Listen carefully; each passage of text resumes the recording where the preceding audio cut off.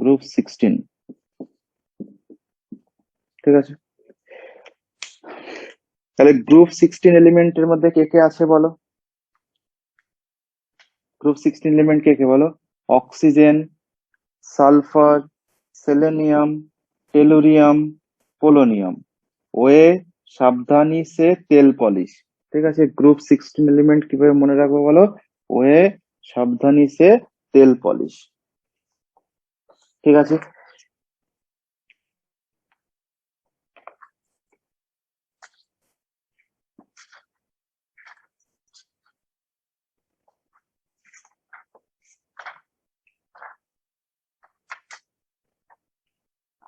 এক্ষেত্রে oxidation number লেখো। আচ্ছা, ফার্স্টে আগে অ্যাটমিক নাম্বার বলো। অক্সিজেনের অ্যাটমিক নাম্বার 8, সালফারের কত বলো? 16, সেলেনিয়াম কত হয় বলো? 34, টেলুরিয়াম 52, আর পোলোনিয়াম 84। ঠিক আছে, ইলেকট্রনিক কনফিগারেশন করে দাও। অক্সিজেনের ইলেকট্রনিক কনফিগারেশন কি হবে বলো? হিলিয়াম, দেন 2s2 2p4। ঠিক আছে, নোবেল গ্যাসকে নিয়ে করো। নেক্সট সালফার কি হবে বলো? নিয়ন, দেন 3s2 3p4। সেলেনিয়াম কি হবে বলো? Argon, argon 3d10 4s2 4p4। Next tellurium কি হবে বলো? Krypton 4d10 5s2 5p4। Next polonium কি আসবে বলো? Xenon 4f14 5d10 6s2 6p4। ঠিক আছে, এগুলো হচ্ছে electronic configuration according to Nobel gas. ঠিক আছে, elements oxygen, sulphur, selenium, tellurium, polonium. ঠিক আছে,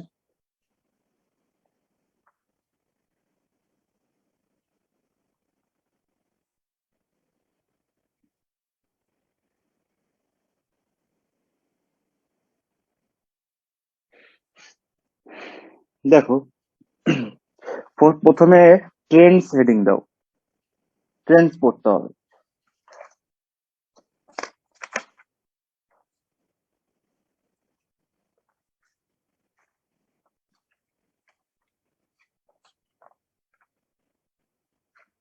তো ফার্স্টে দেখো কি করতে হবে, 1 নাম্বার দিয়ে লেখো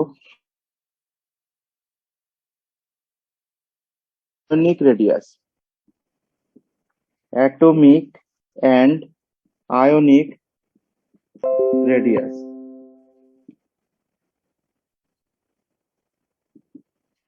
অ্যাটমিক অ্যান্ড আয়নিক রেডিয়াস। পারমাণবিক এবং আয়নীয় ব্যাসার্ধ। ঠিক আছে, তো পারমাণবিক এবং আয়নীয় ব্যাসার্ধ কি হবে বলো?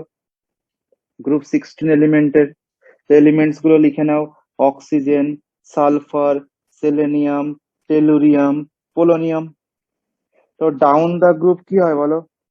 Down the group number of shell, কক্ষের সংখ্যা বৃদ্ধি পায়। যদি নাম্বার অফ শেল বৃদ্ধি পায় তাহলে কি হবে বলো? ওর সাইজ, বা আকার বৃদ্ধি পাবে। তাহলে নিচের দিকে গেলে কি হবে বলো? এর অ্যাটমিক এবং আয়নিক রেডিয়াস কি হবে বলো? ইনক্রিজ করবে। সাইজ বৃদ্ধি পাওয়া মানেই তো পারমাণবিক এবং আয়নীয় ব্যাসার্ধ বৃদ্ধি পাবে না? তাহলে বোঝা গেছে কি ঘটনা ঘটবে। তাহলে অর্ডার কি হবে বলো? Therefore A R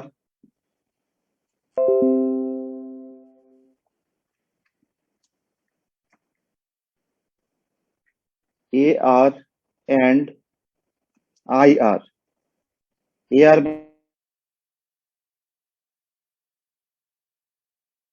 oxygen, তার থেকে বেশি selenium, then sulphur, then selenium, tellurium, polonium.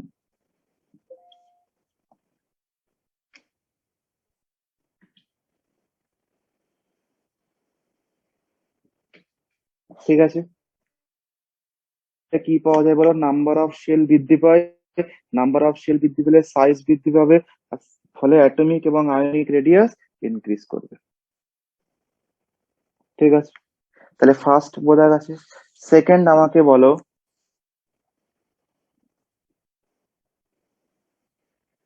আয়নন enthalpy বা আয়নাইজেশন এনথ্যালপির কি ঘটবে?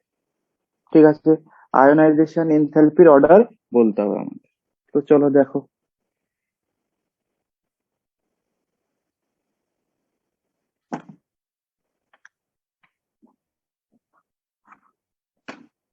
সেকেন্ড আমাদের বলতে হবে আয়নাইজেশন এনথ্যালপি।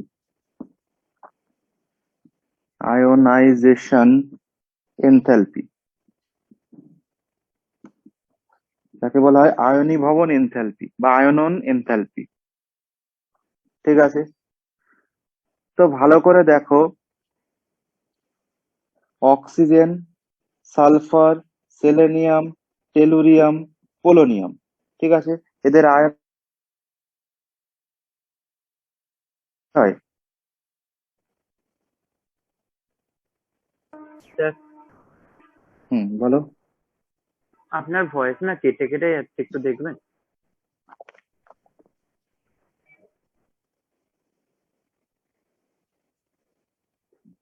তাহলে এই ক্ষেত্রে বলো, আয়নাইজেশন এনথ্যালপি কি ঘটবে?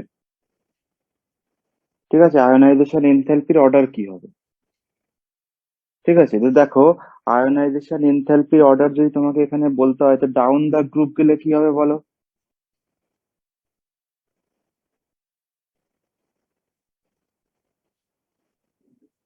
কেউ বলতে পারে? বলো, আয়নাইজেশন এনথ্যালপি কি হবে?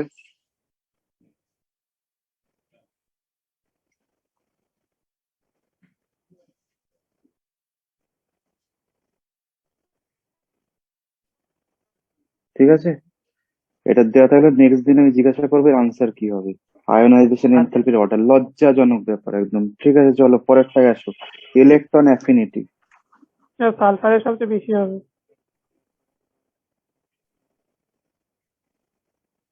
নেক্সট দেখো, হেডিং দাও, ইলেকট্রন অ্যাফিনিটি, যাকে ইএ বলা হয়, তাই না? থার্ড ট্রেন্ডস পড়তে হবে ইএ, ইলেকট্রন অ্যাফিনিটি। তো বলো, ইলেকট্রন অ্যাফিনিটি কি হবে? তো দেখো, এখানে আমাদের ইলেকট্রন অ্যাফিনিটি বা ইলেকট্রন আসক্তি বলার জন্য আমাকে কি কি জানতে হবে বলো? ভ্যালু জানতে হবে, তাই না? ভ্যালু কি হবে বলো? দেখো, oxygen, sulphur, selenium, tellurium, polonium, ঠিক আছে। তো এখানে দেখো, অক্সিজেনের যে ভ্যালু হয়, এর ভ্যালু -141 কিলো, সালফারের যে ভ্যালু হবে -200 কিলোজুল পার মোল, সেলেনিয়াম -195, টেলুরিয়াম -190, আর পোলোনিয়াম -174 কিলোজুল পার মোল।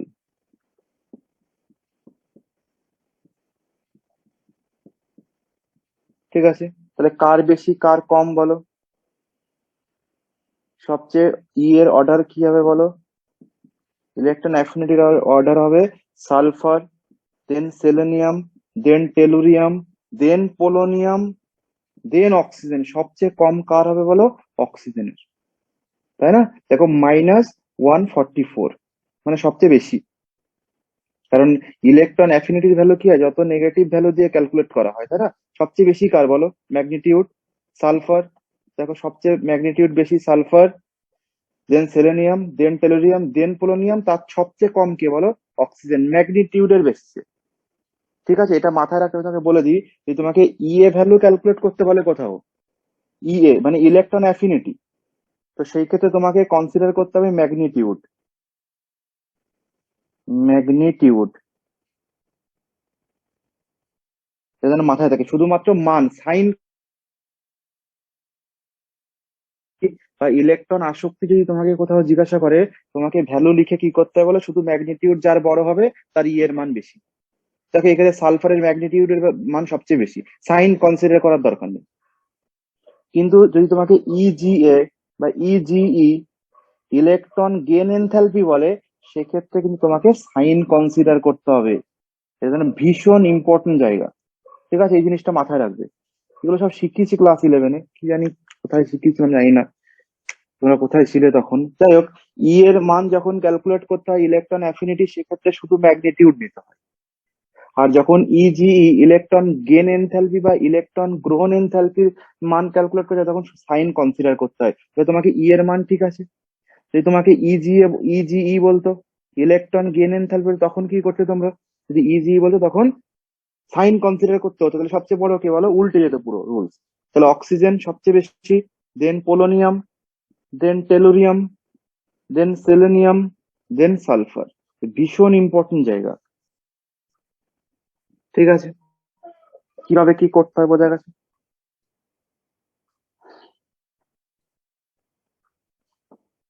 নেক্সট ফ্যাক্টর আমাকে বলো,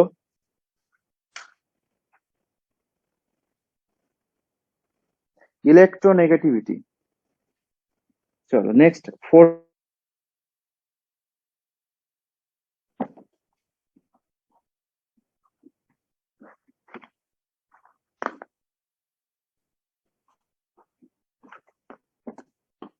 হেডিং দাও ইলেকট্রোনেগেটিভিটি বা তড়িৎ ঋণাত্মকতা, নাকি ইএন লেখা হয়। তো কি হবে বলো? Oxygen, sulphur, selenium, tellurium, polonium. তো ডাউন দ্য গ্রুপ কি হয় বলো? নাম্বার অফ শেল বাড়বে, নাম্বার অফ শেল যদি বাড়ে সাইজ বাড়বে, আর সাইজ যদি বাড়ে ইএন ইলেকট্রোনেগেটিভিটির ভ্যালু কমে যাবে, তাই না? অ্যাট্রাক্ট করার টেন্ডেন্সি কমে যাবে না? যদি অ্যাট্রাক্ট করার টেন্ডেন্সি কমে যায়, তো ইলেকট্রোনেগেটিভিটির ভ্যালু কি হয়ে যাবে বলো? ডিক্রিজ করে যাবে। তো এই ক্ষেত্রে কোনো এক্সেপশন নেই। তো অর্ডার কি হয়ে যাবে বলো? অক্সিজেন, দেন sulphur, then selenium, tellurium, polonium.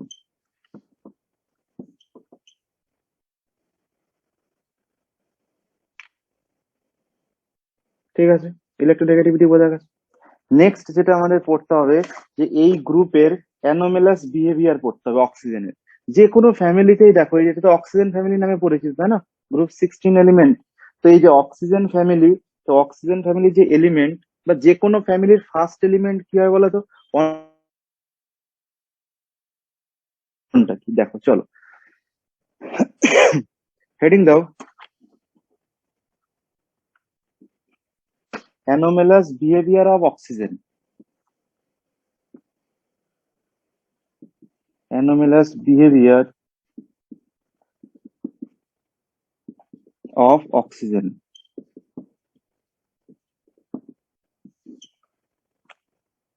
অক্সিজেনের অস্বাভাবিক আচরণের কারণ। অ্যানোমেলাস বিহেভিয়ার অফ অক্সিজেন, অক্সিজেনের অস্বাভাবিক আচরণের কারণ। তো দেখো, এর অ্যানোমেলাস বিহেভিয়ার মানে কি? অ্যানোমেলাস মানে হচ্ছে ডিফারেন্ট বা differ from sulphur, selenium, tellurium, polonium. মানে অন্যান্য ফ্যামিলির গ্রুপ অ্যাটমস, মানে অন্যান্য এলিমেন্টস এর থেকে এই ফ্যামিলির ও কি হয় বলো? ডিফারেন্ট ক্যারেক্টার শো করে, ঠিক আছে? এর কারণ কি? চলো, এর মেন যে কারণ দেখো, অক্সিজেন অক্সিজেনের ডি অরবিটাল অ্যাবসেন্ট থাকে, ঠিক আছে? অক্সিজেনের ডি অরবিটাল অ্যাবসেন্ট থাকে। যে সমস্ত কারণ আছে, এর অনেকগুলো কারণ রয়েছে। তো চলো একটা একটা করে শুরু করি। তো ফার্স্ট লেখো, ফার্স্ট কারণ লেখো, oxygen can covalency only up to up to 4,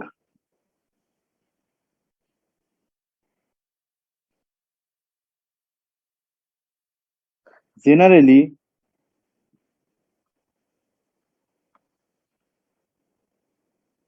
2, ঠিক আছে?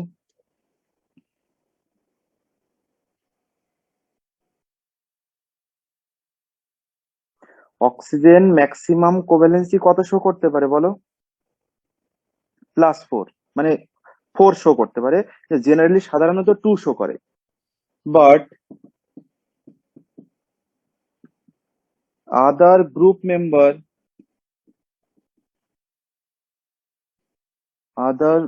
Member can show up to 6।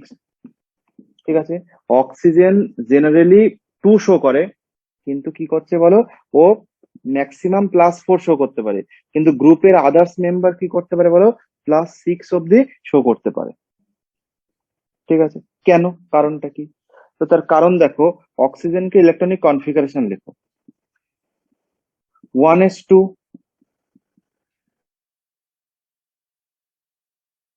4,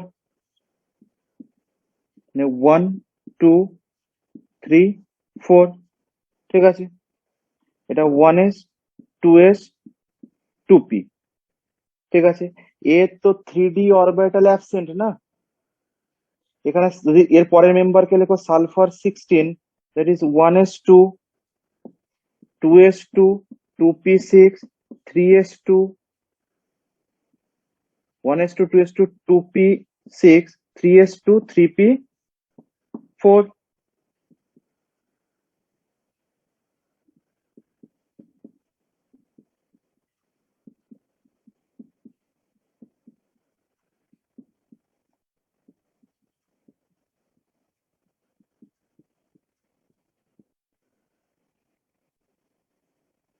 আর এখানে 3d কি রয়েছে বলো, এর ভ্যাকেন্ট রয়েছে 3d।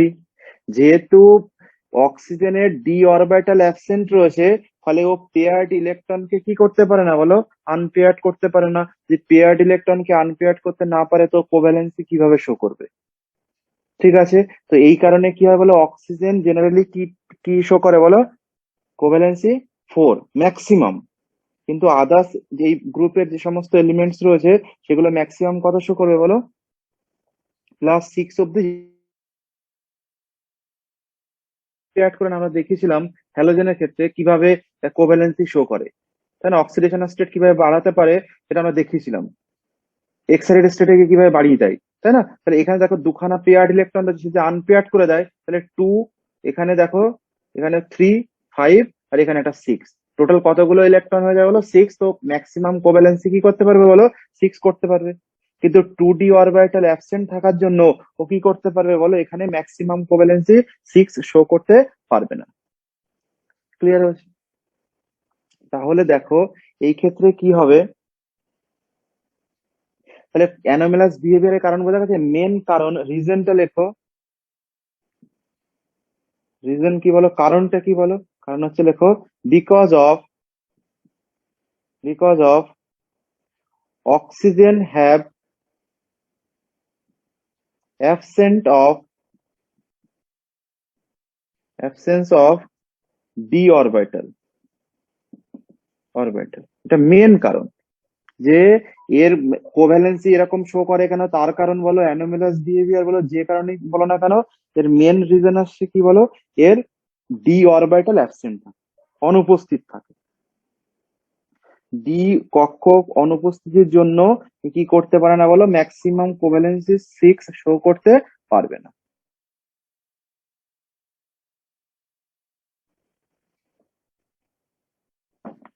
স্যার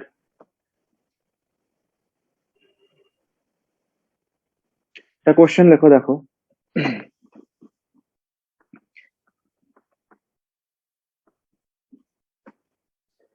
বলছে, দেখো why H2O is liquid,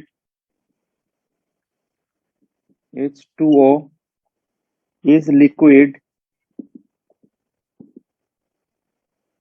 at room temperature while H2S is gas. Explain.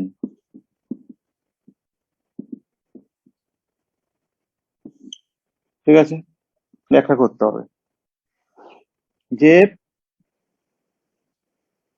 H2O liquid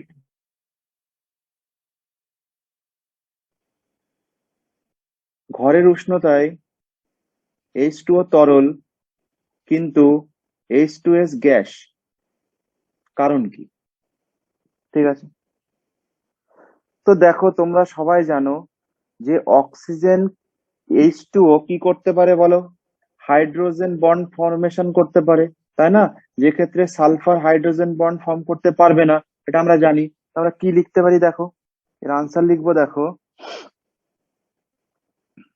দেখো অক্সিজেন হ্যাভ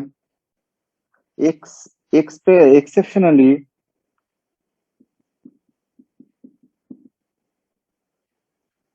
small size, ঠিক আছে, small size, also have very high electronegativity, also have very high electronegativity, ঠিক আছে। অক্সিজেনের কি আসছে বলো? অক্সিজেন এমনিতেই স্মল সাইজ, লেখো অক্সিজেন ক্ষুদ্র আকৃতির এবং তীব্র তড়িৎ ঋণাত্মকতা সম্পন্ন পরমাণু। অক্সিজেন কি বলো? অক্সিজেন ক্ষুদ্র আকৃতির এবং তীব্র তড়িৎ ঋণাত্মকতা সম্পন্ন পরমাণু। So it can form H bonding বা হাইড্রোজেন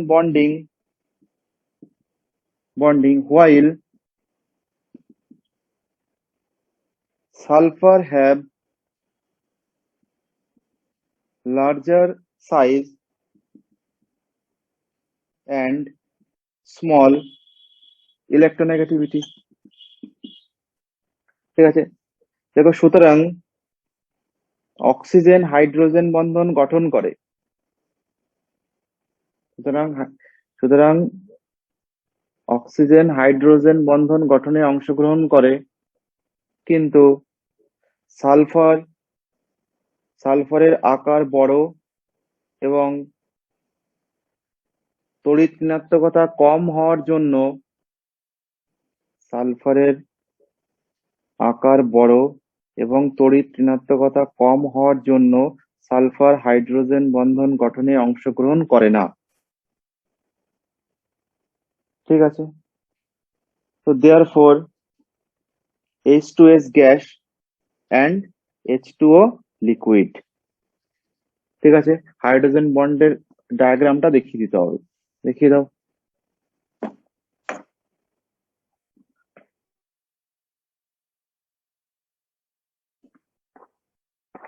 দেখো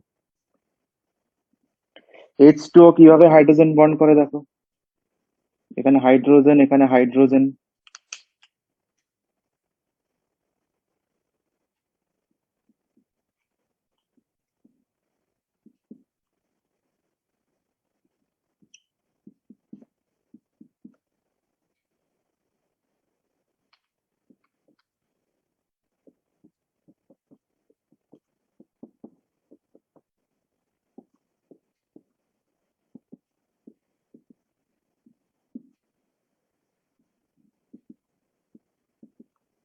তাই না? ডেল প্লাস ডেল মাইনাস তৈরি করবে না? তো ডেল প্লাস ডেল মাইনাস তৈরি করলে কি করে বলো? এখান থেকে দেখো হাইড্রোজেন বন্ড তৈরি করবে,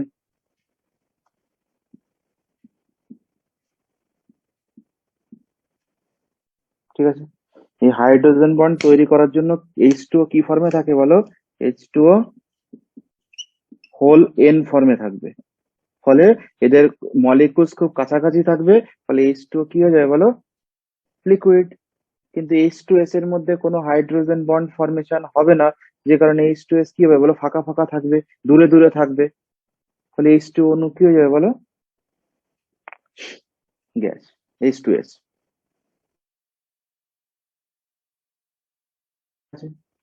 তাহলে যার মধ্যে অনেকগুলো, যেহেতু হাইড্রোজেন বন্ড তৈরি হচ্ছে, ফলে H2O মলিকুলস গুলো সব কাছাকাছি চলে আসবে। আর H2O যদি খুব কাছাকাছি চলে আসে, তাহলে তার ফিজিক্যাল স্টেট কি হয়ে যাবে বলো? লিকুইড। কিন্তু H2S এর মধ্যে হাইড্রোজেন বন্ড তৈরি হবে না, ফলে H2S দূরে দূরে থাকবে, ফলে H2S এর ফিজিক্যাল স্টেট হয়ে যাবে গ্যাস।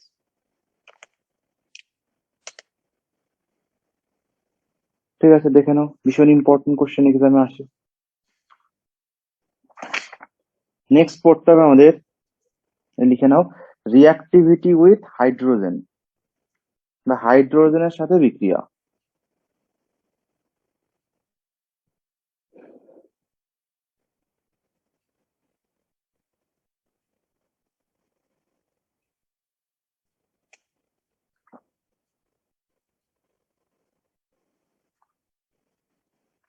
চলো দেখো,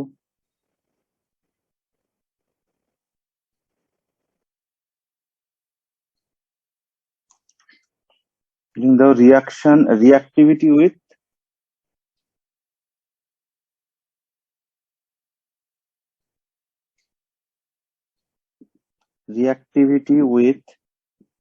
হাইড্রোজেন, হাইড্রোজেনের সাথে বিক্রিয়া। ঠিক আছে, আগে একটা জিনিস জানতে হবে, এদের কমন অক্সিডেশন স্টেট কি বলো, তাই না? গ্রুপ 16 এর কমন অক্সিডেশন স্টেট কি, যে জেনারেলি এরা কি শো করে? দেখো, common oxidation state, common oxidation state বা সাধারণ জারণ অবস্থা কি হয় বলে এদের? 2। ঠিক আছে, জেনারেলি এরা কি শো করে বলো? 2 শো করে, মানে সব মৌলই কি শো করবে? +2 শো করবে, তাই না? চলো, তো আর একটা জিনিস জানতে হবে, তাহলে একে রিপ্রেজেন্ট করা হয়, যেহেতু অক্সিডেশন স্টেট 2 শো করে, তাদেরকে জেনারেলি রিপ্রেজেন্ট করা হয়, দেখো H2E। ই ফর এই গ্রুপ 16 এলিমেন্ট গুলোকে সবকটাকে একত্রে কি লেখা হয় বলো? ই দিয়ে প্রকাশ করা হয়। ঠিক আছে, ই লেখা হয় H2E। মানে ই মানে কি কি বলো এখানে? এখানে ই সমান সমান ধরে নেওয়া হচ্ছে oxygen, sulphur, selenium, tellurium, polonium. ঠিক আছে, সবকটাকে একসাথে কি বলা হয় বলো? ই দিয়ে রিপ্রেজেন্ট করা হচ্ছে, তার মানে H2E, কারণ এদের +2 তে আছে। তো এটাকে H2E কে কি বলা হয় বলো? যদি এরা অক্সিজেনের সাথে মিলিত হয় তাদেরকে কি বলা হয়? হাইড্রাইড। এদেরকে বলা হয় হাইড্রাইড, হাইড্রাইড অফ গ্রুপ 16। ঠিক আছে, গ্রুপ 16 মৌল সমূহের হাইড্রাইড। ঠিক আছে, তাহলে H16। ঠিক আছে, আচ্ছা আরেকটা জিনিস আমাদের একটু জানতে হবে, যে এই যে এলিমেন্টস গুলো রয়েছে, তাই না, কে কে বলো? Oxygen, sulphur, selenium, tellurium, polonium.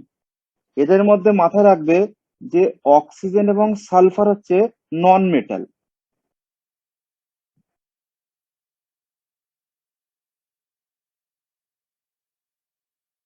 Oxygen এবং সালফার আসছে নন মেটাল,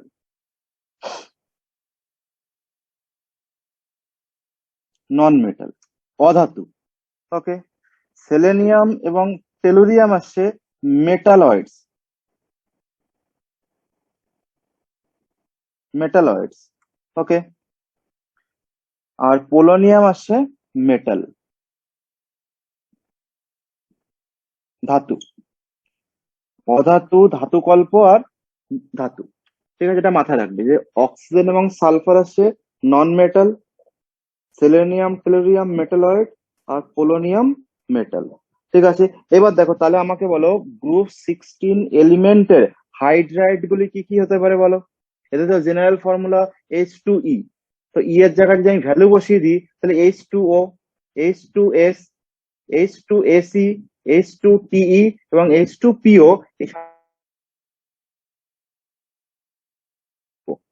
যে হাইড্রাইড কি কি হয় দেখো, কারণ হাইড্রোজেনের সাথে রিয়াক্ট করে কি তৈরি হয় বলো? অক্সিজেন আর হাইড্রোজেন রিয়াক্ট করে কি করবে বলো? হাইড্রাইড যে তৈরি করবে, তাই না? তো দেখো কি কি তৈরি করবে, তাহলে হাইড্রাইড গুলির নাম আমরা লিখে দিচ্ছি, যে অক্সিজেনের সাথে যদি এই গ্রুপ 16 এলিমেন্ট রিয়াক্ট করতে হয় হাইড্রোজেনের সাথে, তাহলে কি কি তৈরি করবে বলো? দেখো, তৈরি করবে H2O, দেন H2S, দেন H2SE, দেন H2PE, দেন তৈরি করবে H2PO। বোঝা গেছে? এবার দেখো, এই হাইড্রাইডের বিভিন্ন ক্যারেক্টার পড়তে হবে, কি কি? তো তোমাকে পড়তে হবে এর অ্যাসিডিক অর্ডার কি হবে, বন্ড ডিসোসিয়েশন এনার্জির অর্ডার কি হবে, রিডিউসিং নেচার কি হবে, থার্মাল স্টেবিলিটি কি হবে, মেল্টিং এবং বয়লিং পয়েন্ট কি হবে, তো এত কিছু আলাদা আলাদা করে না করে আমরা এক জায়গাতেই বানিয়ে দিচ্ছি সব, দেখো। তো ফার্স্ট আমরা পড়বো এখানে number 1, acidic nature. Acidic nature, আম্লিক প্রকৃতি। ঠিক আছে, এই যে গ্রুপ 16 এলিমেন্টে যে হাইড্রাইড রয়েছে, এদের অ্যাসিডিক অর্ডার বা আম্লিক প্রকৃতি কিরকম হবে সেটা আমাদের দেখতে হবে। ঠিক আছে, তো দেখো এর যদি অ্যাসিডিক অর্ডার এদিকে যাচ্ছে মানে কি, দেখো এই বরাবর যাওয়া মানে কি, উপর থেকে নিচে আসছে না, কারণ এটা কিভাবে আছে বলো তো। দেখো তো, oxygen, sulphur, selenium, tellurium, polonium. ঠিক আছে, তাহলে উপর থেকে নিচে আসছি আমরা, অ্যাকচুয়ালি এদিকে যাচ্ছি মানে উপর থেকে নিচে আসছি, তাই না? তাহলে আমাকে বলো টপ টু বটম, আমরা কি করছি দেখো, টপ টু বটম, T2B। তো এই যাওয়া হয় মানে টপ টু বটম যদি আসা হয়, তাহলে কি ঘটবে বলো, এর সাইজ বাড়বে। কেন? নাম্বার অফ শেল বাড়ছে, তো সাইজ বাড়বে। আর যদি সাইজ বেড়ে যায়, তাহলে বলো এর অ্যাসিডিক ক্যারেক্টার কি হবে বলো, অ্যাসিডিক ক্যারেক্টার কমবে। এটা আমরা জানি, অ্যাসিডিক নেচার নেচার কমে যাবে।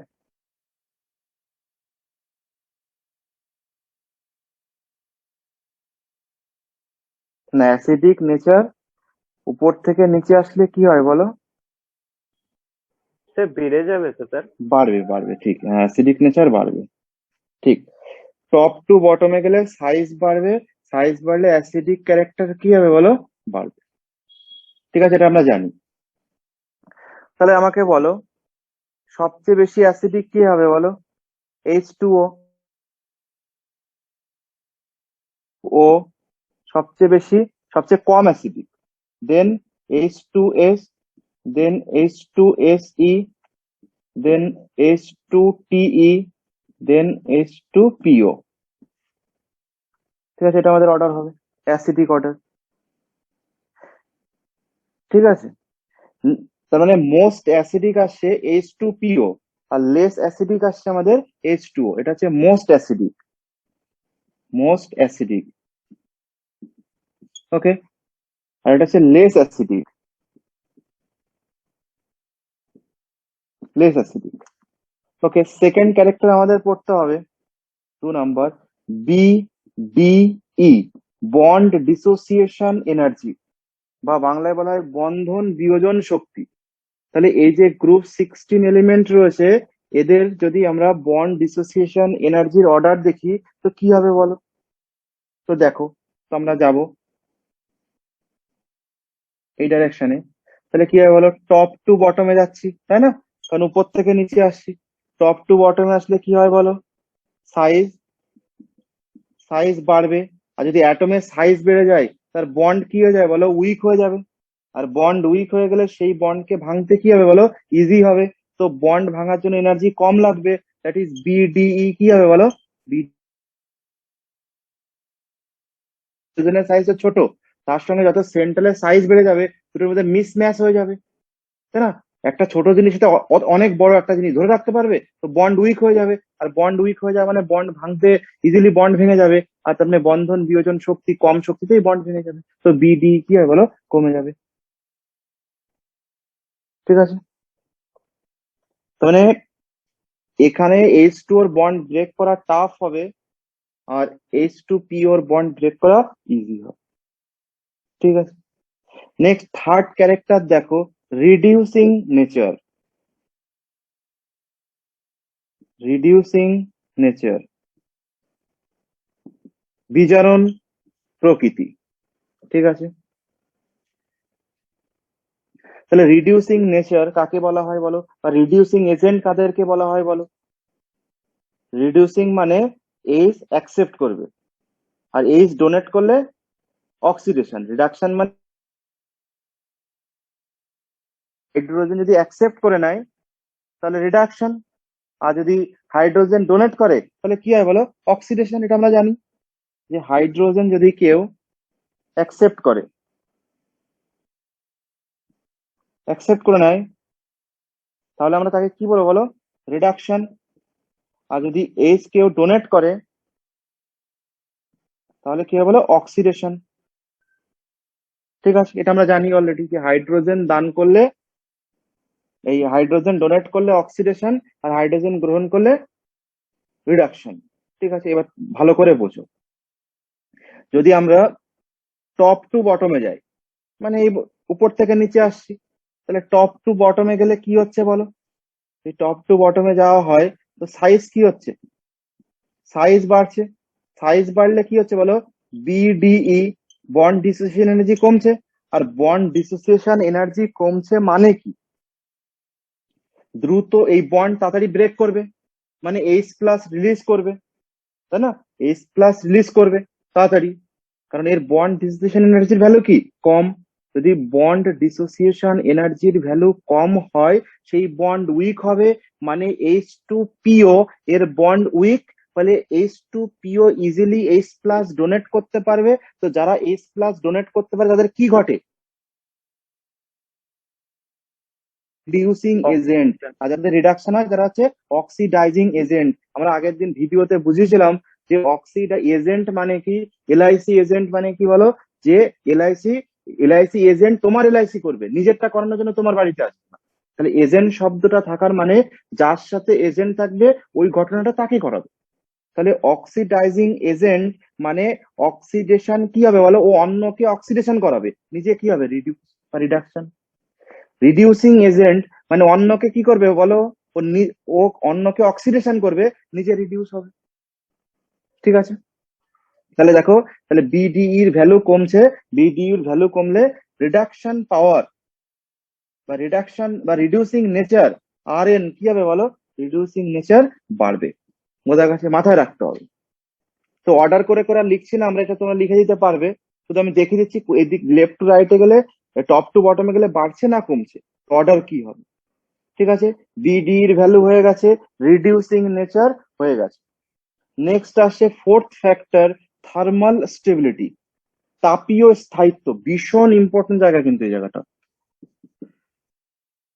কোথায় কি অ্যাসিডিক নেচার কি হবে, বন্ড ডিসোসিয়েশন এনথালপি কি হবে, রিডিউসিং নেচার কি হবে, থার্মাল স্টেবিলিটি কি হবে, সেটা দেখো কি হবে, লেখো তাপীয় স্থায়িত্ব।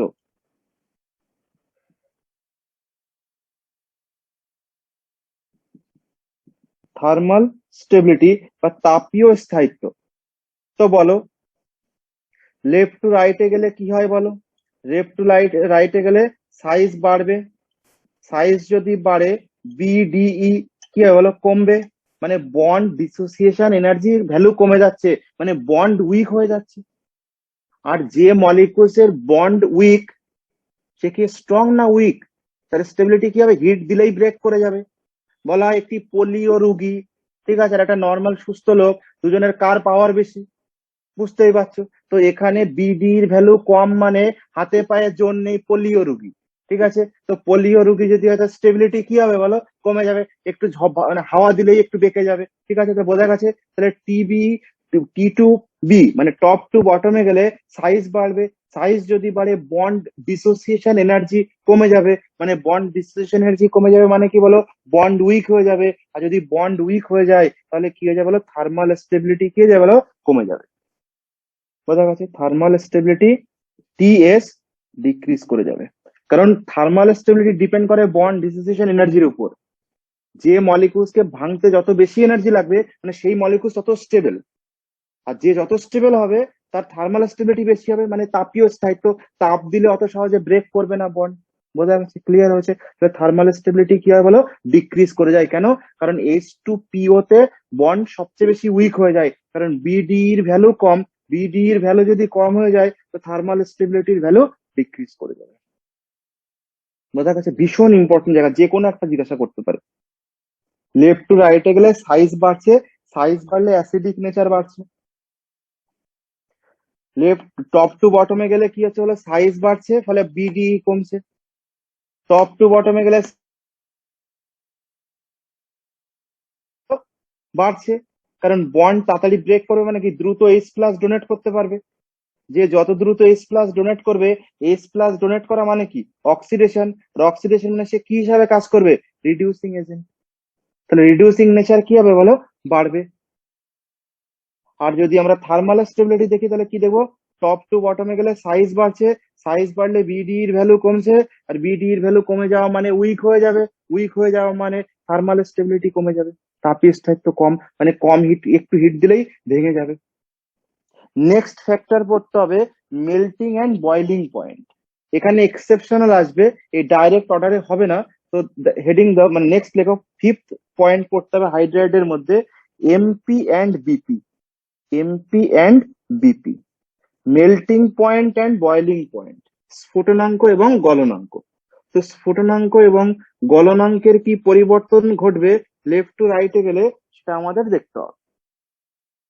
ঠিক আছে, তো আমাদের নর্মালি কি হওয়া উচিত দেখো, মেল্টিং এবং বয়লিং পয়েন্ট কার উপর ডিপেন্ড করে দেখো। ঠিক আছে, মেল্টিং এবং বয়লিং পয়েন্ট ডিপেন্ড করে অ্যাটমিক রেডিয়াস বা সাইজের উপর। ঠিক আছে, ভালো করে বোঝো, যত অ্যাটমিক রেডিয়াস বা পারমাণবিক ব্যাসার্ধ, আণবিক ব্যাসার্ধ বা এই পারমাণবিক ব্যাসার্ধ যত বাড়বে, ব্যাসার্ধ যত বাড়বে তত সারফেস এরিয়া কি হবে বলো, সারফেস এরিয়া, সারফেস এরিয়া মানে পৃষ্ঠতলের ক্ষেত্রফল কি হবে বলো, বাড়বে। যদি পৃষ্ঠতলের ক্ষেত্রফল বাড়ে তো ভ্যান্ডার ওয়াল ফোর্স কি হবে বলো, ভ্যান্ডার ওয়াল, ভ্যান্ডার ওয়াল ফোর্স, ভ্যান্ডার ওয়াল ফোর্স বাড়বে। ভ্যান্ডার ওয়াল ফোর্স যদি বাড়ে তো মেল্টিং এবং বয়লিং পয়েন্ট কি হবে বলো, এমপি অ্যান্ড বিপি বাড়বে। বোঝা গেছে? এটা মাথায় রাখতে, যত অ্যাটমের সাইজ বাড়বে, মনে করো সাইজ যত অ্যাটমের বাড়বে তত সারফেস এরিয়া যত বাড়বে তত কি হবে বলো, এদের মধ্যে অ্যাট্রাকটিভ ফোর্স বাড়বে। তো অ্যাট্রাকটিভ ফোর্সকে কি বলা হয় বলো, ভ্যান্ডার ওয়াল ফোর্স। তাহলে ভ্যান্ডার ওয়াল ফোর্স কিসের উপর ডিপেন্ড করে বলো, সারফেস এরিয়ার উপর। যত মলিকুলসের সাইজ বড় হবে তত কি হবে, তাদের মধ্যে অ্যাট্রাকটিভ ফোর্স বেশি হবে, আর অ্যাট্রাকটিভ ফোর্স যত বেশি হবে তত তারা কাছাকাছি থাকবে, তাদেরকে সেপারেট করতে বেশি এনার্জি লাগবে, তো মেল্টিং এবং বয়লিং পয়েন্ট হাই হবে। একদম পরিষ্কার হিসাব। অ্যাটমিক রেডিয়াস মানেই সাইজ, অ্যাটমিক রেডিয়াস যত ইনক্রিজ করবে সার ফোর্স তত বাড়বে, ভ্যান্ডার ওয়ালস ফোর্স বাড়লে মেল্টিং এবং বয়লিং পয়েন্ট ইনক্রিজ করে যাবে। এটা হওয়ার কথা। তাহলে আমাদের অর্ডার কি হওয়া উচিত দেখো, তাহলে আমাদের অর্ডার কি হবে বলো, আমাদের অর্ডার হওয়া উচিত সবচেয়ে কম কে বলো, সবচেয়ে কম H2O। আচ্ছা পোলোনিয়ামকে নিও না, পোলোনিয়াম রেডিও অ্যাক্টিভ আছে, ওটাকে এখানে মেল্টিং বয়লিং আমরা ওকে মেল্টও করবো না বয়েলও করবো না, ঠিক আছে, ওটা ওর মতো থাক, বাকিগুলোকে নিয়ে করবো আমরা। ঠিক আছে, বাকি চারটেকে নিয়ে করবো। ঠিক আছে, তো আমাকে বলো এখানে, মনে করো H2O সবচেয়ে ছোট সাইজ, তাহলে এর কি হবে বলো, সবচেয়ে কম। এর থেকে বেশি কি হবে বলো, H2S। দেন কি হবে বলো, সাইজ তো বাড়ছে ক্রমশ, ডাউন দা গ্রুপ সাইজ বাড়ছে না, তাহলে কি হবে বলো, H2O তার থেকে বেশি H2S, তার থেকে বেশি H2TE, না H2AC,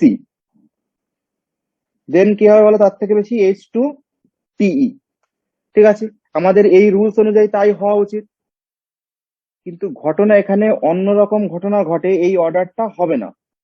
কেন হবে না, কারণ দেখো এখানে শুধুমাত্র এক্সেপশনাল এর কারণ হচ্ছে H2 এর মধ্যে, due to hydrogen bonding. H2 এর মধ্যে কি হয় বলো, হাইড্রোজেন বন্ড হয়। H2 এর মধ্যে হাইড্রোজেন বন্ড H2O সবচেয়ে বেশি হয়ে যাবে, কারণ একটা H2O মলিকুলস মানে অনেকগুলো H2O মলিকুলস একসঙ্গে কম্বাইন করে থাকে। তাহলে সাইজ সবচেয়ে বড় কার হয় বলো, H2 এর। আর সাইজ যদি H2 এর সবচেয়ে বড় হয় তাহলে কার মেল্টিং এবং বয়লিং পয়েন্ট সবচেয়ে বেশি হবে, H2 এর মধ্যে। বাকি অর্ডার সব ঠিকই আছে, H2O সবার আগে চলে আসবে। বোঝা গেছে, H2O কি করে বলো, সবার আগে আসবে, কারণ due to hydrogen bonding. Clear আছে? তারপরে এখানে কি লিখবো বলো, অর্ডার কি হবে, দেয়ারফর এই সাইডটা দেখো, তাহলে এখানে অর্ডার কি আসছে বলো, H2S তার থেকে বেশি হবে H2SE, তার থেকে বেশি হবে H2TE, তার থেকে বেশি হবে H2O। এটা মাথায় রাখবে, এক্সামে আসে। কেন এখানে H2 সবচেয়ে বেশি কেন? Due to hydrogen bonding. ঠিক আছে, হাইড্রোজেন বন্ডিং এর কারণে কি হয় বলো? H2 অনেকগুলো মলিকুলস একসাথে থাকে, অ্যাসোসিয়েটেড ফর্মে থাকে। আর H2 যদি অনেকগুলো অ্যাসোসিয়েটেড ফর্মে থাকে তাহলে তার কি হয় বলো? সাইজ সবচেয়ে বড় হয়ে যায়। আর সাইজ সবচেয়ে বড় হলে সারফেস এরিয়া অনেক বেশি হয়ে যায়। আর সারফেস এরিয়া যদি বেশি হয়ে যায় তাহলে অ্যাট্রাকশন ফোর্স, একে তো হাইড্রোজেন বন্ডিং, তারপরে সাইজ বিগ, ওকে ব্রেক করতে অনেক বেশি এনার্জি লাগবে। পয়েন্ট কি হয়ে যায় বলো? অনেক বেশি হয়ে যায়। ক্লিয়ার হচ্ছে একদম? চলো লিখে নাও। নেক্সট পড়তে হবে কেমিক্যাল প্রপার্টি বা হেডিং দাও রিঅ্যাক্টিভিটি উইথ অক্সিজেন।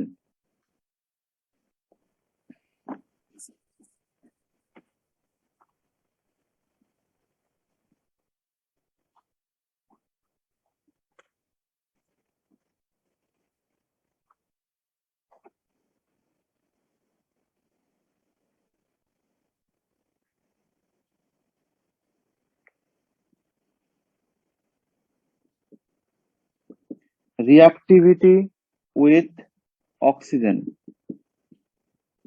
অক্সিজেনের সাথে বিক্রিয়া। ঠিক আছে, প্রথমে তো হলো হাইড্রোজেনের সাথে বিক্রিয়া, নেক্সট আসছে অক্সিজেনের সাথে বিক্রিয়া। ঠিক আছে, তো যদি গ্রুপ 16 এলিমেন্ট অক্সিজেনের সাথে রিয়াক্ট করে তাহলে কি তৈরি করে বলো? দেখা গেছে এখানে যেটা পাওয়া যায় EO2 অ্যান্ড EO3। যেখানে ই কে কি বলা হয় বলো? অলরেডি তোমরা জানো, ই মানে সালফার, সেলেনিয়াম আর টেলুরিয়াম নেওয়া হচ্ছে। ঠিক আছে, অক্সিজেনকে নেওয়া হচ্ছে না, কারণ অক্সিজেনের সাথে রিয়াক্ট করছি আমরা। ঠিক আছে, তো এখানে কার কার সাথে রিয়াক্ট করবে বলো? Sulphur, selenium, tellurium.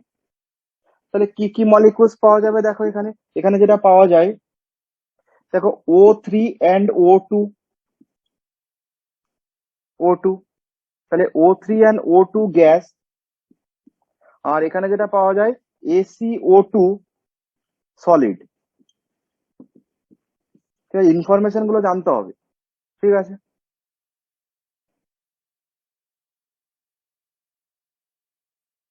O2 and O3 gas, ozone এবং অক্সিজেন ডাই অক্সিজেন হচ্ছে গ্যাস, আর সেলেনিয়াম ডাইঅক্সাইড ACO2 হচ্ছে সলিড। ঠিক আছে, এবার দেখো নেক্সট ক্যারেক্টার জানতে হবে যে SO2, ACO2 আর TeO2। ঠিক আছে, তাহলে ACO2 কি বলো? Reducing agent. আর TeO2 কি বলো? Oxidising agent. মানে ডাউন দা গ্রুপে গেলে কি হবে বলো? Reducing nature, reducing nature decrease করে। আর নিচের থেকে মানে বটম টু টপে গেলে কি হবে? অক্সিডাইজিং বাড়ে। এটা আমরা আগেও এক্সপ্লেন করেছি, একই নিয়ম। ঠিক আছে, ডাউন দা গ্রুপে গেলে কি হবে? রিডিউসিং নেচার ডিক্রিজ করবে, অক্সিডাইজিং নেচার বাড়বে। রিডিউসিং নেচার বা বিজারণ ক্ষমতা কমবে, জারণ ক্ষমতা বাড়বে। তাই না? নিচের দিকে আসলে কি হবে বলো? বিজারণ ক্ষমতা কমবে আর জারণ ক্ষমতা বাড়বে। ঠিক আছে,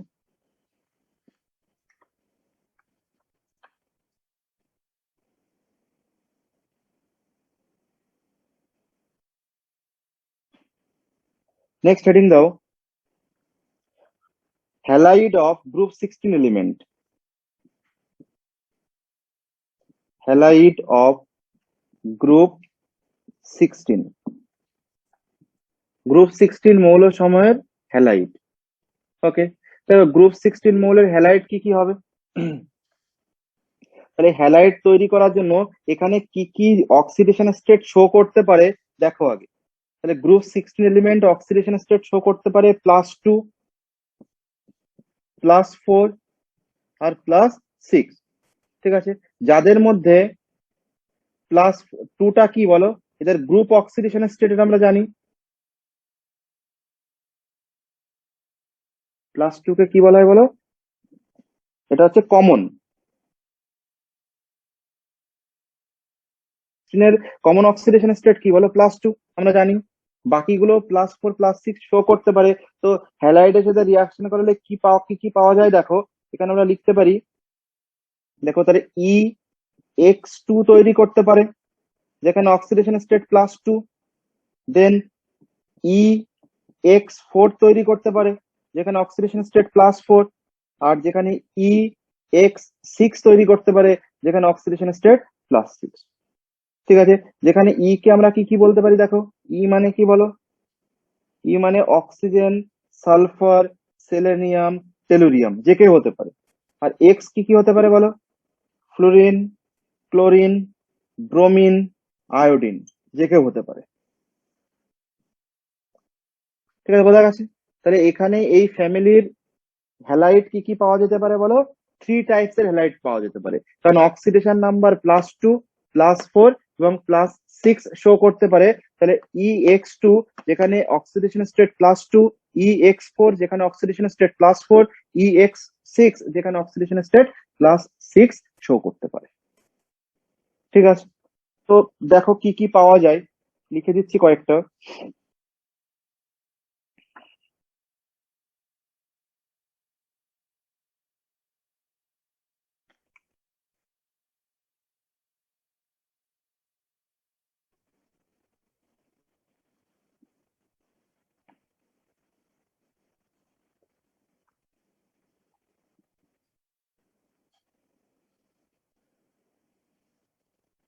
ফার্স্ট পয়েন্ট দেখে আন্ডারে কয়েকটা পয়েন্ট লিখে রাখো।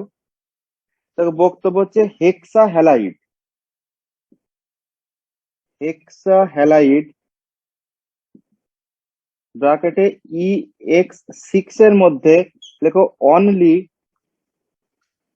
EX6 তো বলে দিলাম আমরা যে EX6 তৈরি হয়, এদের মধ্যে কি পাওয়া গেছে দেখো, only hexa fluoride, হেক্সাফ্লুরাইড can exist and stable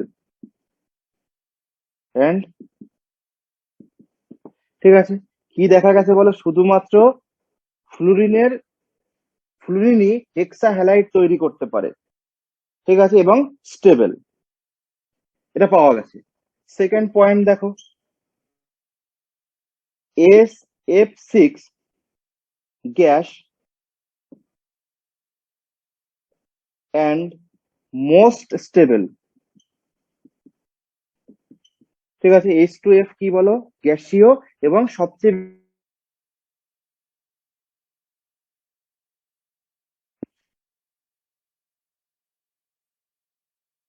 next point লিখে রাখো যে স্টেবিলিটি অফ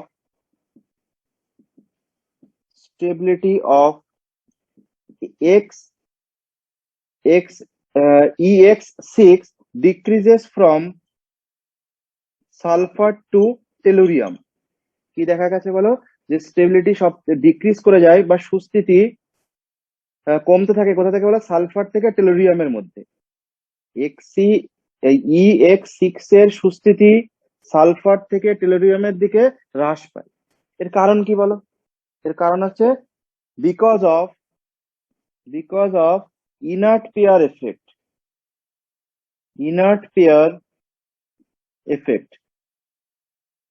11-এ পড়েছিলাম আমরা ইনার্ট পেয়ার এফেক্ট, যে কারণে ইনার্ট পেয়ার এফেক্টের জন্য নিষ্ক্রিয় জোড় প্রভাবের কারণ। ঠিক আছে, নিষ্ক্রিয় জোড় প্রভাবের কারণে কি হয় বলো, EX6 এর স্টেবিলিটি কমতে থাকে, কত করে উপর থেকে নিচের দিকে আসছে। ঠিক আছে, চলো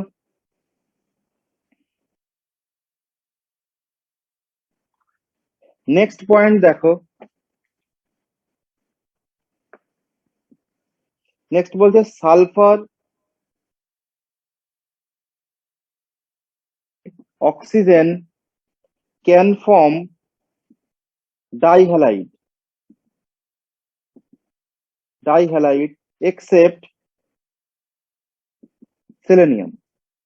ঠিক আছে, সেলেনিয়াম ছাড়া, সেলেনিয়ামের মধ্যে কে কে করে বলো, সালফার এবং অক্সিজেন ডাই হ্যালাইড তৈরি করতে পারে।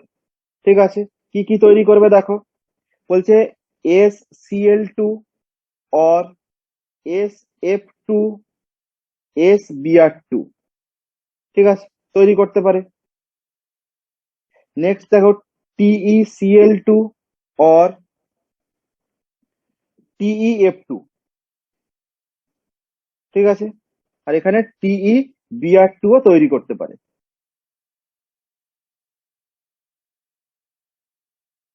ঠিক আছে, এটা হচ্ছে হ্যালাইডের তৈরির প্রবণতা। ঠিক আছে, SCl2 তৈরি করতে পারে অথবা SF2 ও তৈরি করতে পারে, SBr2 ও তৈরি করতে পারবে।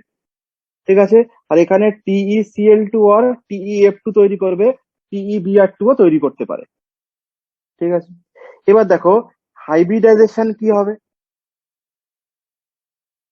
এদের হাইব্রিডাইজেশন কি হবে ক্যালকুলেট করতে হবে আমাদের। EX4 টাইপের হাইব্রিডাইজেশন কি হবে,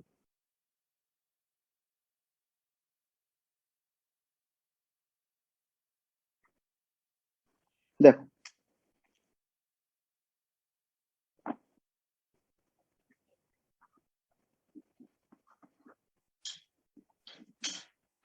দেখো হাইব্রিডাইজেশন এখানে ক্যালকুলেট করতে হবে। তো এখানে লিখে দাও, লেখো all element, all element all element can show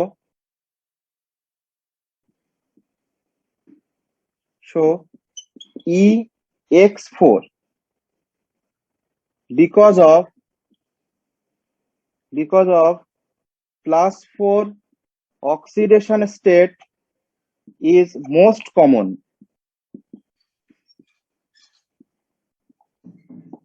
ওকে, মানে বোঝো, ভালো করে বোঝো। আমরা যে দেখলাম যে এই গ্রুপের মধ্যে হ্যালাইড যে তৈরি করতে পারে, EX2 তৈরি করতে পারে, EX4 তৈরি করতে পারে, আর EX6 তৈরি করতে পারে। বলছে EX6 এর স্টেবিলিটিও খুবই কম, EX2 মাত্র কয়েকটা পাওয়া যায়, সবচেয়ে বেশি স্টেবল কি হয় বলো, EX4। বোঝা গেছে, এই পুরো ফ্যামিলিতে সবচেয়ে বেশি স্টেবল কাকে পাওয়া যায় বলো, EX4 কে। কেন, কারণ EX4 এর মধ্যে অক্সিডেশন স্টেট +4, যেটা কিনা এদের, তাহলে যে অক্সিডেশন স্টেট এরা শো করবে তো সেটাই এদের স্টেবল হবে। তাহলে যে কোনো এই ফ্যামিলিতে গ্রুপ 16 এলিমেন্টের হ্যালাইড গুলির মধ্যে যে তিনটে হ্যালাইড তৈরি হয় তাদের মধ্যে EX4 বেশি পাওয়া যায়। বোঝা গেছে, এই লাইনটার মানে এটা যে এই এই মানে অক্সিজেন ফ্যামিলির হ্যালাইড গুলির মধ্যে EX4 সবচেয়ে বেশি সুস্থিত এবং +4 অক্সিডেশন স্টেট এদের সাধারণ অক্সিডেশন স্টেট। ঠিক আছে, যে কারণে কি ঘটনা ঘটছে দেখো, কি কি মলিকিউলস পাওয়া যায় দেখো, এখান থেকে পাওয়া যাবে SF4 যেটা কিনা গ্যাস, নেক্সট পাওয়া যাবে ACF4 যেটা কিনা লিকুইড, নেক্সট পাওয়া যাবে TeF4 যেটা কিনা আমাদের সলিড। ঠিক আছে, কারণ এখানে SF4 gas, ACF4 liquid, TeF4 solid physical state, এবং এটা এদের সবচেয়ে স্টেবল ফর্ম। ঠিক আছে, এবার দেখো এদের হাইব্রিডাইজেশন কি হবে, এদের সবকটার হাইব্রিডেশন সেম আসবে। তো হাইব্রিডেশন মনে করো SF4 কে বানিয়ে নাও, হাইব্রিডাইজেশন এবং স্ট্রাকচার বাকি সব একই হবে। তাহলে SF4 এর হাইব্রিডাইজেশন কি হবে বলো, বের করো। Hybridisation equals to central atom sulphur, তাহলে হাফ অফ দাও, half of valence electron 6 plus monovalent atom 4 -0 + 0 that is 5। তার মানে হাইব্রিডাইজেশন আসবে sp3d। বোঝা গেছে, তাহলে এই ফ্যামিলির যে সবচেয়ে মোস্ট কমন হ্যালাইড EX4, তাদের হাইব্রিডাইজেশন কি আসবে বলো, হাইব্রিডাইজেশন আসবে sp3d। তো স্ট্রাকচার কি হবে, এলপি বের করো, তাহলে এলপি কত বলো, H - X - D, তাহলে H কত, হাইব্রিডাইজেশন নাম্বার 5 বেরিয়েছে, X হচ্ছে 4, D 0, তাহলে 1। ঠিক আছে, তাহলে কি এলো বলো, BP4, কারণ চারটে বন্ড, চারটে অ্যাটম রয়েছে, SF4, তাহলে BP4 LP1 total 5 type AB4L geometry কি হবে বলো? টোটাল 5 হলে জিওমেট্রি কি হয়? TBP, ট্রাইগোনাল বাইপিরামিডাল, ত্রিকোণীয় দ্বিপিরামিডীয়। আর স্ট্রাকচার কি হবে বলো? স্ট্রাকচার বানিয়ে দিচ্ছি দেখো। মিডিলে থাকবে সালফার, একটা এলপি রয়েছে, তো এলপি এখানে থাকবে 1 2 3 4, ফ্লোরিন ফ্লোরিন ফ্লোরিন ফ্লোরিন। ঠিক আছে, তাহলে এলপি বাদ দিয়ে স্ট্রাকচার হয়, তো যদি এলপি বাদ দিয়ে স্ট্রাকচার লিখতে হয় তাহলে সিস, তাই না? Cis structure. তাহলে বক্তব্য হলো আমাদের গ্রুপ 16 এলিমেন্টের হাইড্রাইড দেখে নিয়েছি আমরা, অক্সিজেনের সাথে অক্সাইড দেখেছি আমরা, নেক্সট আমরা হ্যালাইডও পড়ে নিয়েছি। হ্যালাইডের মধ্যে সবচেয়ে কমন আসছে আমাদের স্টেবল EX4। তার কি কি physical state? SF4 gas, AC-F4 liquid, TeF4 solid. তার মধ্যে এদের এদের হাইব্রিডাইজেশন কি হবে বলো? এদের হাইব্রিডাইজেশন আসবে sp3d, lone pair 1, geometry trigonal bipyramidal এবং স্ট্রাকচার সিস। ঠিক আছে, এই চ্যাপ্টারের ট্রেন্ডস মোটামুটি এগুলোই পড়তে হবে। নেক্সট আমাদের প্রিপারেশন পড়তে হবে। ঠিক আছে, তো এখানে কি কি প্রিপারেশন আছে? অক্সিজেন ডাইঅক্সিজেন পড়তে হবে, ওজোন পড়তে হবে, H2S পড়তে হবে, সালফার H2S পড়তে হবে, হাইড্রোজেন সালফাইড পড়তে হবে। ঠিক আছে, তো এগুলো আমরা নেক্সট ক্লাসে পড়বো। আজকে এই পর্যন্তই থাক। ঠিক আছে, এগুলো দেখে